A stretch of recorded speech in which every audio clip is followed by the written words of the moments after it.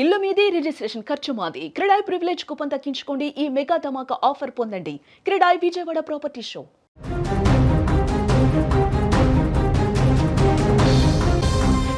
Russia Ukraine యుద్ధం అనూహ్య మలుపు తిరిగింది.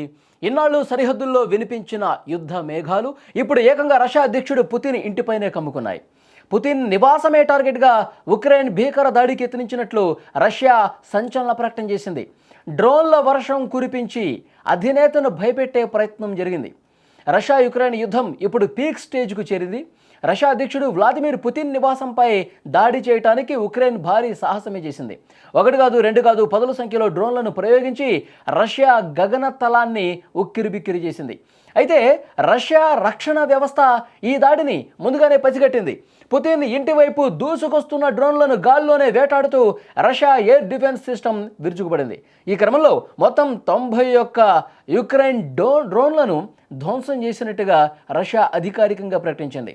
రాత్రికి రాత్రే ఆకాశంలో పెద్ద యుద్ధమే జరిగినట్టు ఈ సంఖ్య స్పష్టం చేస్తోంది. పుతిన్ నివాసం పటిష్టమైన భద్రతా వలయంలో ఉండటంతో ఈ డ్రోన్ దాడుల వల్ల ఇంటికి ఎటువంటి నష్టం కలగలేదని క్రెమ్లిన్ వర్గాలు వెల్లడించాయి. ఎవరికీ ఎలాంటి గాయాలు కూడా కాలేదని స్పష్టం చేశాయి. అయితే అమెరికా దౌత్యంతో రష్యా యుక్రెయిన్ సంక్షోభం ఓ కొలిక్కి వస్తుందని భావిస్తున్నటువంటి ఈ సమయంలో రష్యా అధ్యక్షుడు వ్లాదిమిర్ పుతిన్ నివాసాన్ని లక్ష్యంగా చేసుకుని భారీ డ్రోన్ దాడి జరిగిందని రష్యా ప్రకటించడం అంతర్జాతీయంగా ఉద్రిక్తతలను పెంచింది. పుతిన్ ఇంటిపైనే దాడికి ప్రయత్నించడం అంటే ఉక్రెయిన్ ఈ యుద్ధాన్ని మరో స్థాయికి తీసుకెళ్లిందనే చెప్పాలి. దీనిపై పుతిన్ రియాక్షన్ ఏ విధంగా ఉండబోతుంది, ఏం చేయబోతున్నాడు, రష్యా ప్రతీకారం ఏ రేంజ్లో ఉండబోతున్నది ఇప్పుడు ప్రపంచవ్యాప్తంగా ఉత్కంఠ రేపుతున్నటువంటి విషయం. ఈ దాడిని తీవ్రంగా పరిగణిస్తోంది రష్యా. దీనికి తప్పకుండా ప్రతిస్పందిస్తుందని హెచ్చరిస్తోంది. ప్రతీకార దాడుల కోసం ఇప్పటికే లక్ష్యాలను గుర్తించామని పేర్కొంది. ఈ పరిణామంతో ఉక్రెయిన్తో జరుగుతున్నటువంటి శాంతి చర్చలపై తమ వైఖరిని పునఃపరిశీలించుకోవాల్సి వస్తోందని, అంత మాత్రాన చర్చల నుంచి పూర్తిగా తప్పుకోబోమని స్పష్టం చేశారు. కానీ అక్కడ పరిస్థితులు ఉద్రిక్తతల వైపు మళ్ళటానికి ఈ దాడి అనేది ఒక ఊతమిచ్చేలా ఉంది. రష్యా ఆరోపణలను ఉక్రెయిన్ వర్గాలు తీవ్రంగా తోసిపుచ్చాయి. ఇవన్నీ కల్పిత కథనాలే, రష్యా మరిన్ని దాడులు కారణాలు వెతుక్కోవటం కోసం శాంతి ప్రయత్నాలను అడ్డుకోవటానికి ఆడుతున్న ఒక నాటకమని వాళ్ళు ఆరోపిస్తూ ఉన్నారు. ఈ ఘటనపై ట్రంప్ తీవ్ర ఆగ్రహం వ్యక్తం చేశారు. స్వయంగా రష్యా అధ్యక్షుడు పుతిన్ ఆయన నాకు ఫోన్ చేసి తనపై దాడి జరిగిందని చెప్పినట్టు ట్రంప్ వెల్లడించారు. ఇది ఏమాత్రం మంచిది కాదు, నేను చాలా కోపంగా ఉన్నా. ఎవరైనా అవమానకరంగా ప్రవర్తించడం ఒక విషయం, కానీ ఇంటి మీద దాడి చేయడం మరొక విషయం. ఇప్పుడే దీని గురించి సీరియస్గా చర్చించాల్సినటువంటి అవసరం ఉంది. ఇలాంటి పనులు చేయడానికి సరైన సమయం కాదు అని చెప్పి ట్రంప్ కూడా తీవ్రంగా మండిపడ్డ పరిస్థితుంది. పుతిన్ చెప్పినప్పటికీ అసలు డ్రోన్ దాడి జరగకపోయి ఉండొచ్చని, అందుకు ఆస్కారం కూడా ఆయన చెప్పడం అనేది ఇక్కడ విశేషంగా కనిపిస్తోంది. సో ఏది ఏమైనప్పటికీ ఈ హఠాత్ పరిణామం రెండు దేశాల మధ్య మరింత ఉద్రిక్తతలకు కారణమవుతుందనటంలో ఏమాత్రం సందేహం లేదు.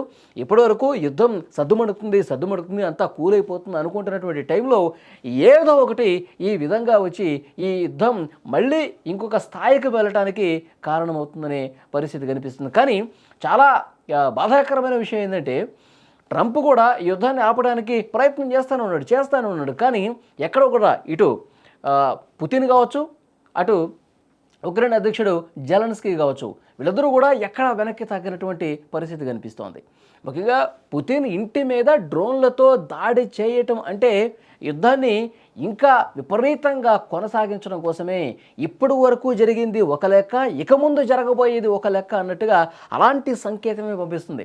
ఇప్పుడు ట్రంప్ లాంటి వాళ్ళు తలలు పట్టుకుంటున్నారు. అన్ని యుద్ధాలు ఆపేస్తే నాకు నోబెల్ శాంతి బహుమతి వచ్చేస్తుంది కదా అని చెప్పి ఆయన ఊహాలోకంలో కలలోకంలో విహరిస్తున్నట్టు సమయంలో అతని ఆశల మీద నీళ్లు చల్లేలా ఈ యుద్ధం పరిస్థితులు కనిపిస్తూ ఉన్నాయి. ఇప్పుడు పుతిన్ రియాక్షన్ ఏ విధంగా ఉంటుంది? పుతినే స్వయంగా ట్రంప్కి ఫోన్ చేశారంట, నా మీద దాడి జరుగుతోంది, డ్రోన్లతో దాడికి ప్రయత్నించారు, మా ఇంటి వరకు డ్రోన్లు వచ్చాయి, యుక్రెయిన్ ఇంతటి సాహసానికి ఒడిగట్టింది, ఇది ఎక్కడిది అని చెప్పి ఆయన చాలా బాధను పంచుకున్నట్టుగా ట్రంప్ దగ్గర కనిపిస్తోంది. కానీ యుక్రెయిన్ ఏం చెప్తోంది? మేము అసలు అలాంటి దాడే చేయలేదు, మా మీద విపరీతంగా దాడులు చేయటం కోసం ఒక సాకును ఎతుక్కోవటం కోసం ఇలా కపట నాటకాలు ఆడుతున్నాడు పుతిన్ అని చెప్పి యుక్రెయిన్ సైడ్ నుంచి వస్తోంది. సో ఏది ఏమైనప్పటికీ కూడా ఇప్పుడు ఈ వార్త బయటికి రావటం, పుతిన్ ఇంటి మీదే డ్రోన్లతో దాడి చేశారని చెప్పి వార్త గుప్పమనటం నిజంగా ఈ రెండు దేశాల యుద్ధం అనేది మరొక స్థాయికి తీసుకెళ్ళటం కోసమే అని చెప్పి క్లియర్గా అర్థమవుతుంది.